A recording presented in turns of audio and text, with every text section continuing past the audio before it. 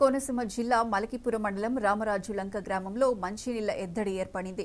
దాంతో మహిళలు పెద్ద ఎత్తున పంచాయతీ ఎదుట ఆందోళన వ్యక్తం చేశారు.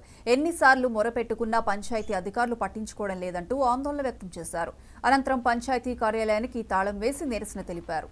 స్థానిక ఎమ్మెల్యే దేవవరప్రసాద్ ప్రత్యేక దృష్టి పెట్టి ప్రతి గ్రామంలో మంచినీటి సమస్యను తీర్చే విధంగా చర్యలు చేపడుతున్న రామరాజులంక గ్రామాన్ని మాత్రం ఏ అధికారి కన్నెత్తి చూడడం లేదని స్థానికులు ఆవేదన వ్యక్తం చేస్తున్నారు.